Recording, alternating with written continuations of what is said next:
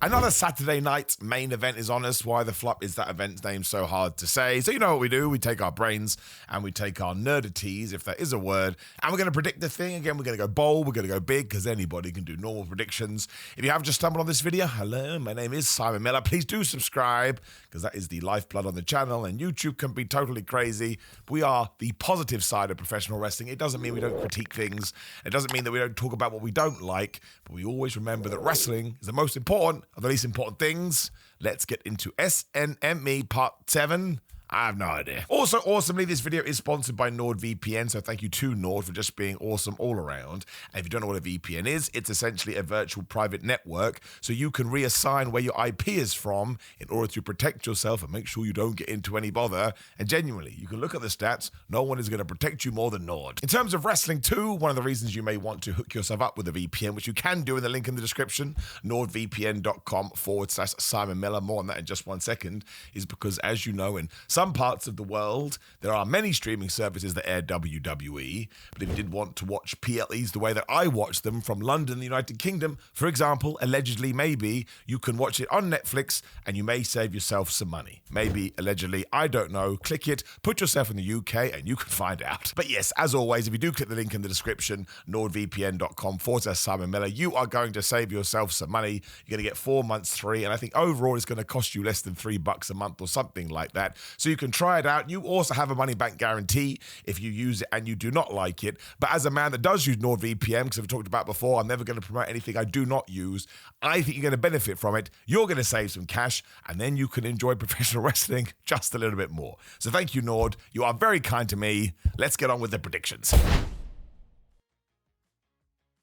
Jade Cargill, the new brand new heel Jade Cargill. Has she gone heel? Has she finally just gone, this is a waste of my time, let me do something spicy here? Taking on Tiffany Stratton for the Women's Championship over on SmackDown. I think Jade has to win. I mean, this feud has been kind of elongated now. It goes all the way back to SummerSlam and arguably before, when Jade was already talking to Tiffany. I don't think WWE has lent into it hard enough until this episode of SmackDown, which I did miss. Apologize to long-term viewers. I was just wrestling all weekend long, and usually I can always find a gap to do it from my hotel room, etc. But due to the luggage I was allowed to take or wasn't allowed to take, I could not fit my filming gear in my bag. And again, I think I've missed 10 to 15 episodes of WWE and AEW television in 10 years. So hopefully me missing just one will be okay. I don't like it either. I take these things very seriously. But of course, I still watch SmackDown. And as soon as Jade saved Tiffany from Julia, whoever the flub it was, Kiana James, and she just thumped to one. I was like, this is good. I think we talked about it all the way back at SummerSlam. Give me a proper babyface. Give me a proper heel.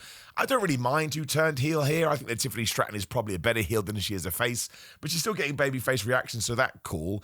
I think Jade Cargill still gets a really hard time. I think one of my personal problems, again, you'd have to agree with me, in 2025 is there's this idea that unless you're a 5-star in-ring worker, you're a terrible wrestler. No, Jade Cargill looks like a superhero. I thought her facials when she turned heel were very, very good, and she can just whip your ass. That's all I need. I don't need to see her do anything more than clotheslines and suplexes and slams. And then there's a very loud minority, which you are allowed to be, who are like, no, we have to do sort of these crazy acrobatic matches, which I also love, by the way. I love those things. I don't want them to go away either. But Jade Cargill shouldn't be doing that, and she should kind of be being booked as, well, WWE has kind of been being booked at that way, but I would still say her best booking is probably back in AEW. We should get back to that here. She should beat Tiffany Stratton. She can cheat. Like, if WWE is desperate to protect Tiffany, which it kind of sounds like they are, well, to totally double down that you are an asshole now, you can cheat and sort of try and get away with some things. There's many ways that WWE can do that. I don't mind. I quite like the idea of a faction around Jade Cargill. That would be cool. And then she can get into it with some other people as well. I mean, Chelsea Green and the Secret Hervers are essentially baby faces, even though we pretend. But she should get that championship and she should hold it for a long old time. Let's give her more promo time. Let's build the character. And also, you know, one of my biggest pet peeves, you can get away with it here and there. But if you turn heel and then you do that in order to sort of have a benefit or have an advantage in a championship match, and then you lose, well, then you look like an absolute idiot. So you changed your morals and you threw away all the worth you built up, and it still didn't work, That's the death knell, man. We shouldn't do that in WWE. I think this will be good. I think we should keep it short. Again, lean into people's strengths. Just let them kick each other's ass. Jade Cargill can cheat. She wins the championship. Tiffany Stratton has held it basically all year. It's been a long old time. And I don't think she's been put in enough proper blood feuds. This can become a blood feud. Survivor Series just around the corner. We will get a women's War Games match. Tiffany can be on one side. Jade can be on the other side. I just think it's obvious. And sometimes we should do the simple stuff. Jade Cargill's going to win. We're also getting Cody Rhodes versus Drew McIntyre for the WWE title. Very interesting. Now, I think Jacob for 2 being taken out of proceedings, hope he's okay, may have changed things a bit. I think Seth Rollins being taken out of proceedings may have changed things a bit. I want to say that Drew McIntyre is going to win. I don't necessarily think the build on SmackDown lent into that with the no DQ match with Jimmy Uso, and then obviously Cody Rhodes gets laid out with the Claymore. We do have one episode of SmackDown to go. And I know that Cody Rhodes only just won it back at SummerSlam. I think if I was going to go bold prediction, and even I don't believe this, but it's fun to say in case I am right, I would have Randy Orton finally come back. Where did Randy Orton go? He's vanished. But I would have Randy Orton come back. I'd have him go after Drew, because obviously he hates Drew, and then there's some kind of schmoz, some kind of accident on purpose where he takes out Cody, and I'd have Drew win. I'd have Drew become the champion. And then I would use all this to plant the seeds to finally do Randy versus Cody Rhodes. Because does that need the championship? No. Does it heighten it to a certain degree? I think yes, because I think it would be awesome if Randy Orton beat Cody Rhodes to become the champion, as long as they lead into the whole thing with legacy and everything they've done in the past, and the fact that Cody's always said that Randy's basically been a mentor to him. So that, I think, is cool. But then where does that leave Drew McIntyre? I mean, if WWE thinks Jacob for 2 is going to be back soon and we're just using Drew in order to, get Jacob to the next level, that's fine as well. But given how Drew McIntyre has talked over the last few years, that kind of feels like a position he would not want to be in. So are we going to get some sort of controversies a bit strong, but are they going to be on 2 separate paths in the sense Drew wants this and he's never going to get it? Because if Drew doesn't win here, I don't think he can be back in the world title picture for a while, unless WWE is just going to make something up, which they do. But I think fans will eventually start rolling their eyes as well. Like, you can't treat the audience as stupid. We've seen that in the past too. So it's very hard because my head tells me no way. Cody Rhodes is not going to lose. Are we even doing the Randy Orton show? I don't know. I think because Seth Rollins has gone away, and because at the moment WWE has been making some bold calls, Ilya Dragunov winning the US title, allowing the Vision to die. I understand there was a reason for it because of the Seth Rollins injury, but there were many ways we could have done that, and WWE pulled the trigger on the big one. I wonder now if it's just do it again. Like, Cody Rhodes is an over babyface. He's John Cena. Maybe not as big as John Cena is now, but he's where John Cena was 10, 15 years ago, whatever. He can lose the championship and win it back. It's not going to make a difference. I think it injects some interest into the product. It will also tell you, oh my gosh, he lost the belt on a random Saturday Night's Main Event. I'm recording this on the Monday. It doesn't feel that hyped up at the moment. It feels like it's fun, and maybe the Punk versus JEY USO thing has a bit more razzmatazz in it. But the issue is that you're already going to crown one world champion on here. Plus, I think Jade's going to win. That's why I'm going to go for Cody Rhodes. It's just, you have to have CM Punk or JEY USO being a brand new world champion, right? You just have to. So, but then again, why can't you change all the belts as I cut myself off to make this video really win? Like, why not? Some people go, you can't do that. And I sit here and go, why not? It's wrestling. You can do whatever you want. Why can't we have a proper night that we all look back on? It would totally revive how we see Saturday Night's Main Event. I'm a bit worried it's falling into not house show territory, but nothing major happens. The Goldberg stuff was cool, but I can't even think of anything else that did go down. If you did do all of this and 3 titles changed hands, I actually think that would send a massive message out. The issue being you want one of the world titles to properly change hands in the main event, and then are you going to negate other ones, including Jade versus Tiffany if you do all of that? I still think Cody Rhodes will win because WWE often doesn't go this crazy with their storytelling. But there is like this 1-2% where I can see Drew win. But then who does Drew feud with? Do you do 3 ways between him, Randy, and Cody before Randy-Cody spin-off? I think actually we've got to the point now, this goes back to what we said on Raw, and I want Jacob for 2 to sort his problems out first. When Jacob for 2 is back, he's got to be in the main event scene. Bron Breakker's got to be in the main event scene. I'd lift up Bronson Reed, sorry. I think we've got to that point now where we are kind of going around the houses a little bit, and we need to get that secret sauce back into the pie, whatever that means. I'm still going to say Cody Rhodes are going to be boring just because, again, the Punk and JEY USO thing. But I would love for you to debate me in the comments, although actually you wouldn't be debating me because there is a good reason for Drew to win. Again, Cody Rhodes is so damn over, it's not going to affect him at all, especially because if Drew was going to win that championship, he would cheat as well, but then you're copying and pasting. I do think there'll be shenanigans here. I tell you what I'll do. My bold prediction will be Cody Rhodes will win, but Randy Orton will get involved. How, I don't know, but Randy will be there. At least I hope he's there. Why the flub is he never on TV? Which means, yes, JEY USO versus CM Punk. I love this. I think it's really hard to predict. CM Punk would be the obvious one because without Seth Rollins, he is certainly one of the focal points of Raw. The biggest babyface, I think we can all agree with that. He is Cody Rhodes. Cody Rhodes to SmackDown is CM Punk to Raw.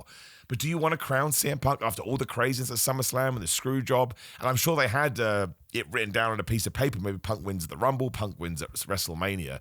Do you just want to give it to him at this stage? My answer would be yes, because I think we're talking about it from a perfect world. We don't live in a perfect world anymore because Seth Rollins got injured, and all the best to that guy. I know he's had shoulder surgery. I hope he comes back.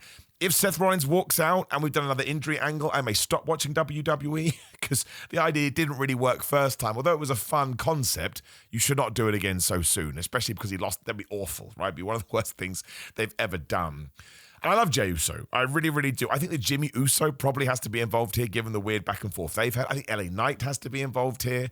So that's the issue. Are we going back to Jimmy and Jey Uso? Is one of them going to turn heel? Is LA Knight going to turn heel? He still hates CM Punk. I think there's going to be a lot of shenanigans. I think it's going to be very WrestleMania 40 main event. I think the thing is, if you're going to turn Jey Uso heel, give it to him, make him the champion. But then you're going to do a CM Punk Jey Uso feud, and it feels to me like Jey Uso is going to spin off with LA Knight.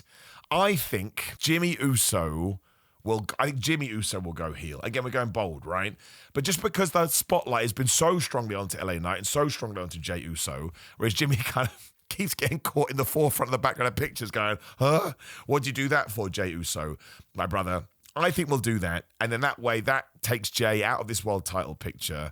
And then LA Knight's on Raw now. I think going into the end of the year, it'll be CM Punk versus LA Knight for the world title because they're the same character. They are baby faces, but they have heel tendencies.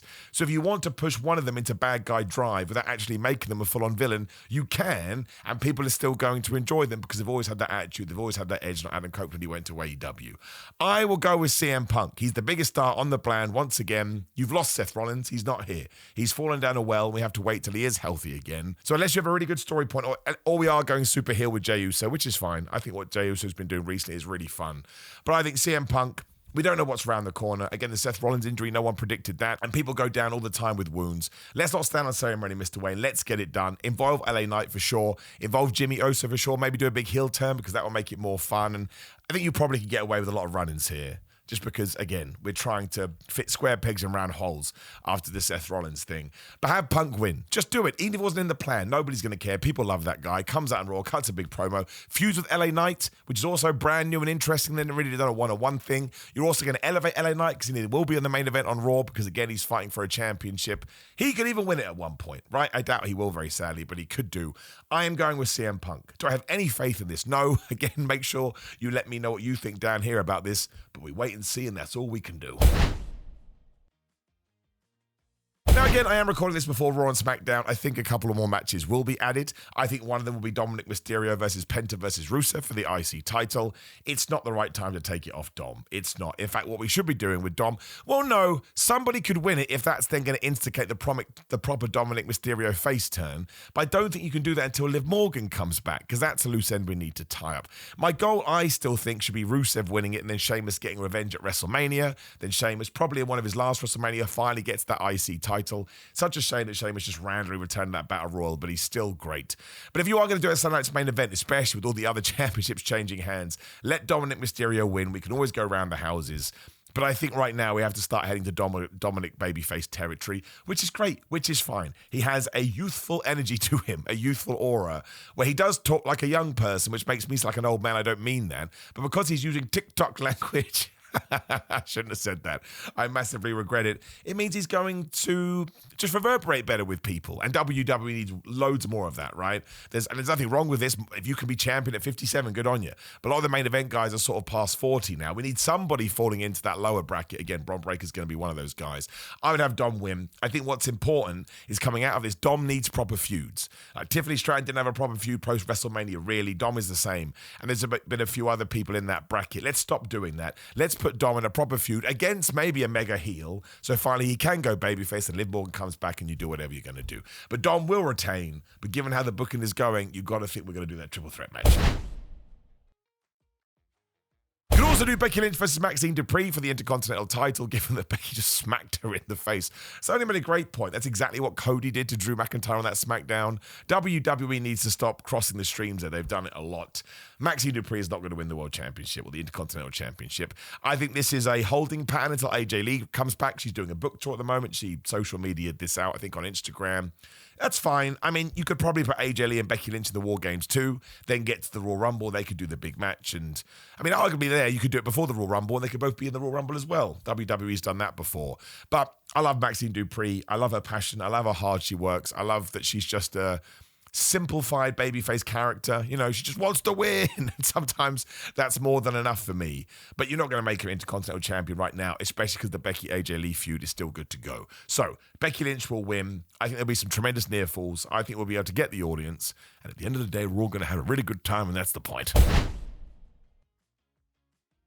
You can also do Raquel Rodriguez and Roxanne Perez against Nikki Bella and Stephanie Vicaire. Don't forget last week on Raw, Nikki Bella was all like, oh, I shouldn't have done that noise. It just makes me laugh. I love you, Stephanie. I think in that match too, the Judgment Day will win when Nikki Bella goes heel, right? Now, I understand we're going crazy with heel and face turns, but I think this works. Get a fun tag team match on the show. Again, we need to elevate the position of Sunday Night's main event. What's a great way to do that? You do a big heel turn. I think it'll be a stupid heel turn. I think that Stephanie and Nikki Bella will work perfectly well for about 10 minutes. And then Nikki Bella will punch her in the face.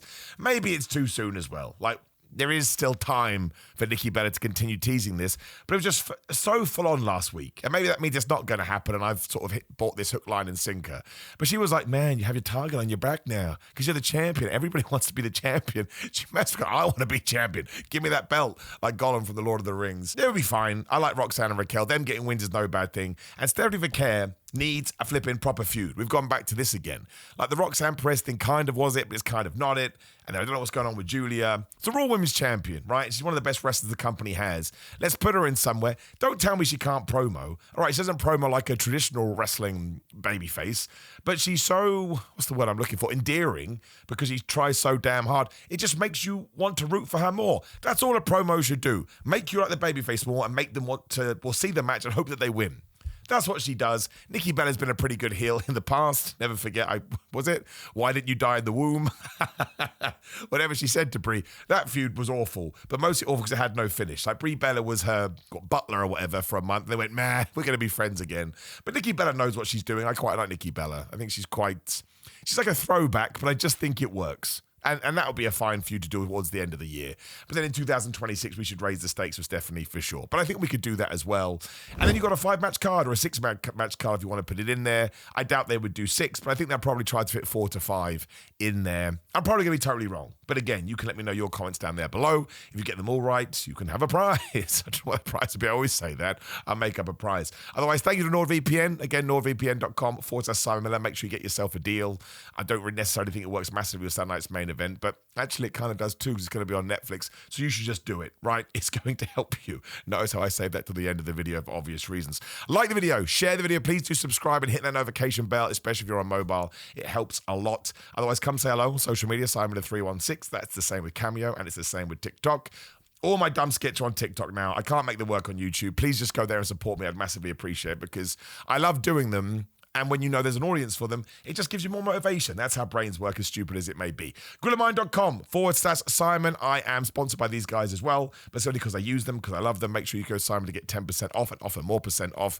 Otherwise, it is patreon.com/Simon316. If you'd like to support me more and come watch my watch-alongs, Pro Wrestling Tees for t-shirts. Search for my name. Otherwise, enjoy the week. Enjoy SNME, part whatever the flub it is. And I will see you as the days continue to die.